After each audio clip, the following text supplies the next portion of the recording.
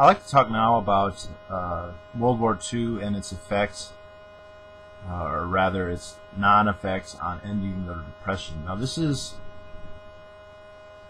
one of the most common myths out there.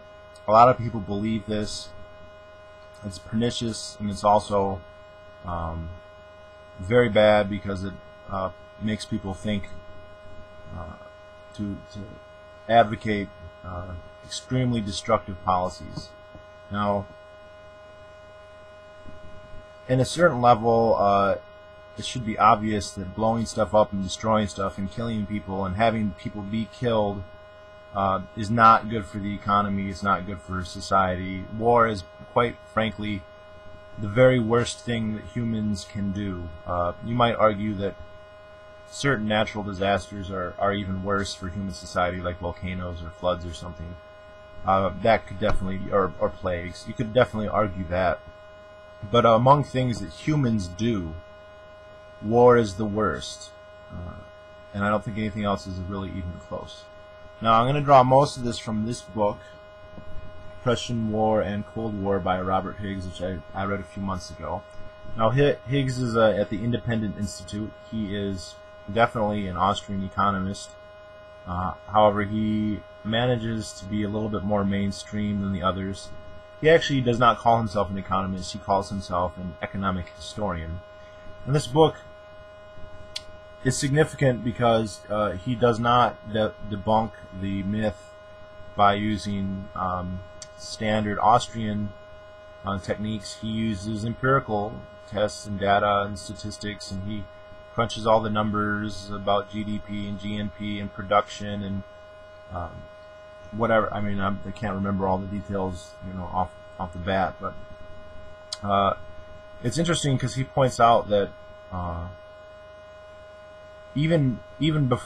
way before the Austrians ever looked at it, right after the war, mainstream economists, when they looked at the period, realized that the standard measures, the standard rubrics of judging whether the economy is doing well or not, simply don't apply. The measures that we use are based on a market economy. In the United States, during World War II, was not a market economy. It was a command and control socialist economy. There was price fixing, there's wage and price controls, there was rationing, there was a draft, there are any number of arbitrary government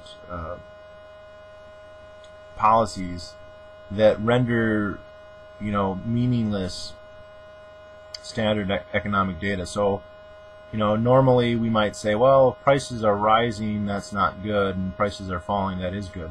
But if the government just simply institutes a minimum price, then we all know that will cause a shortage, but the price is still going to be that minimum price. And so what does that mean? Same thing with employment. Usually the higher the unemployment rate, the worse things are thought to be. The lower the unemployment, the better things are thought to be. If you just conscript people, well, they're not really unemployed, but are they really better off? We don't really know. Actually, we kind of know because, a priori, if they wanted to be in the military, they'd just join it. So, the standard of, I think, the main argument that the economy was better is based on the GNP, and basically the fact that government spending was way up, hence the economy must have been doing better.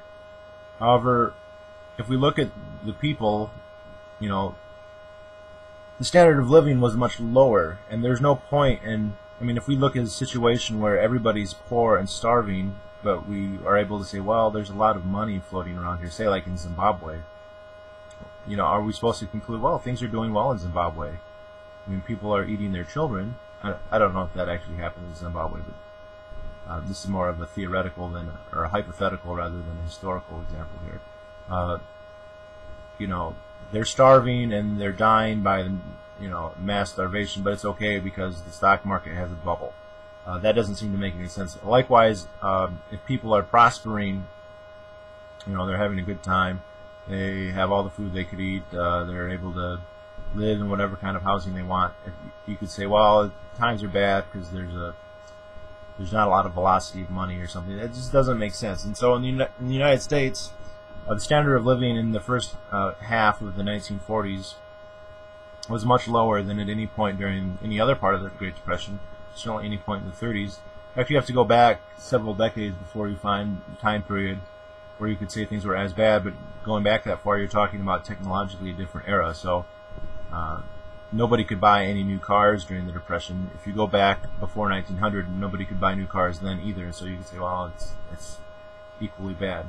But so, I mean, a couple things. One, I don't think we should, but you could just ignore all the conscription. You could say all the suffering and destruction and death those people had to endure. Let's just ignore all that for now. Let's not count that. But just looking at the regular workers, they were working more. I don't know what the average is, but it was certainly more than 40 hours a week. It's probably more like 55 or 60 hours a week. But they were getting paid less, both in real terms and in nominal terms. There were maximum wages imposed. This is interesting because liberals love World War II and they love, oh, help.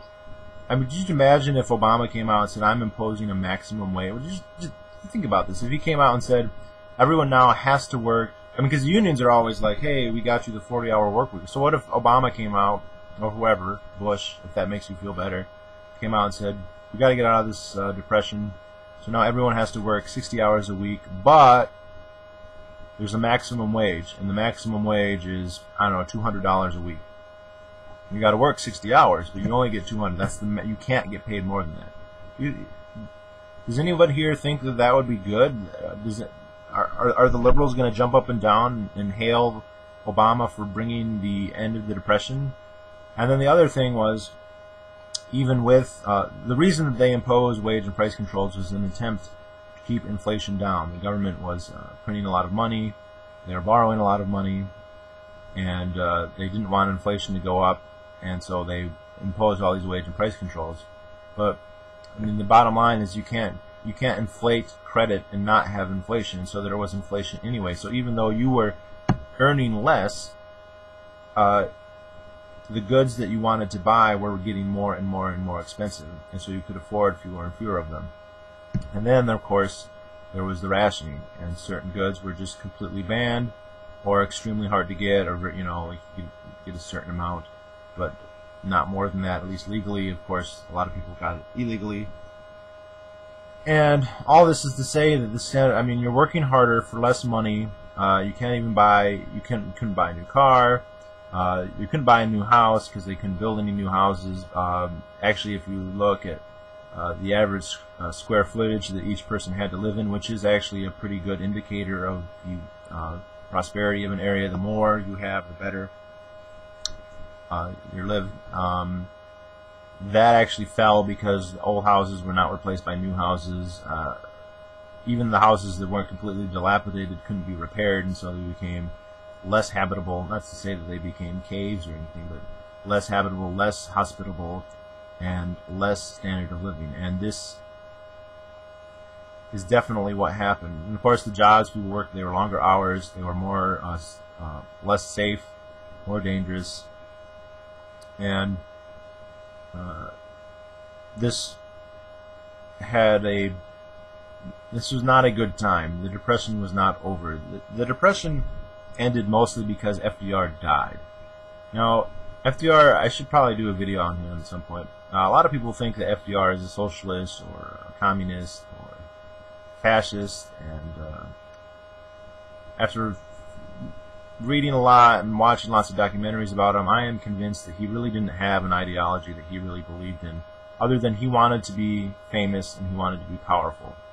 And the thing is, why it's so hard to tell is because what he thought it was going to take to be famous and powerful changed during his presidency. So when he was first elected, it was in the midst of the Great Depression, and he figured the way to be famous would be to combat the Depression and defeat it. And it was commonly felt at the time that it was free market capitalism and gold standard, and so he rallied against it, and he put in his cabinet and in the government all these very anti-business left-wing ideologues. Not all of the same stripe, but of many different left-wing stripes. And Of course, this made business very uneasy because there was always fears they were going to either nationalize an industry or cartelize an industry, which of course they did. They cartelized all the industries. They'd certainly regulate them as they did. They taxed them. At certain times you hear that they were talking about 100% taxes or nearly that, or capping profits, or any number of other things. And actually, part of the reason the Depression was so bad is because very quickly people with money and capital said, you know what, I can't invest this, because if I build a factory the next day, FDR is going to nationalize it and just take it from me.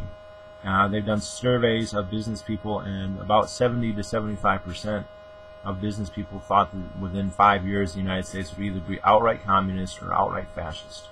Now, it turned out that didn't happen, but their fears were certainly justified at the time, and you can understand why they might not be willing to put a lot of money into it. Now, like I said, FDR wanted to be famous, and once World War II started, he quickly realized that this whole fighting the Depression thing was not going to be what made him famous. He was smart enough to know that this war was going to be the big deal, and so two things happened.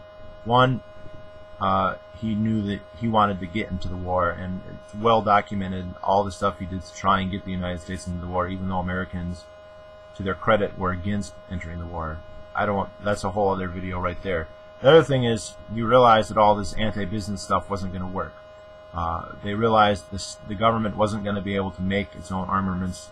It would be far better just to have companies do it, and so they were going to have to induce business to get on board this whole war armaments thing.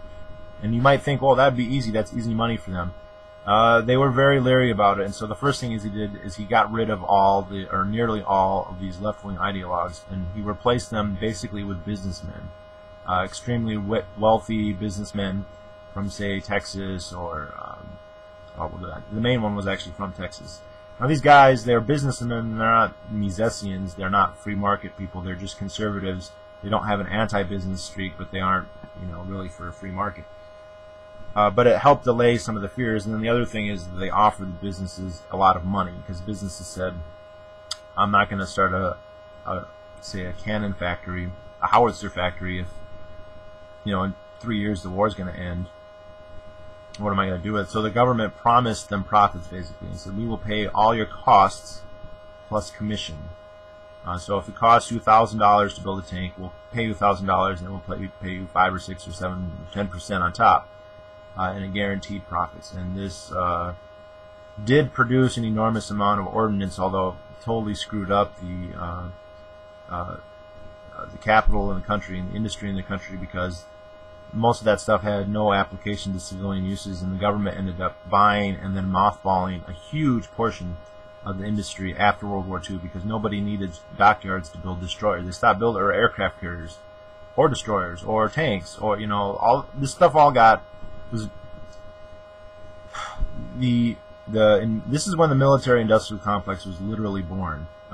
The way that the military got armaments before this was totally different. It wasn't perfect either, but it was totally different. And this way, it basically guaranteed industry a steady stream of income from the taxpayers, and it was guaranteed a profit, and it's been that way ever since. So, yes, it didn't end the Depression. World War II codified the military-industrial complex, in addition to butchering millions of people. So, not good for the economy.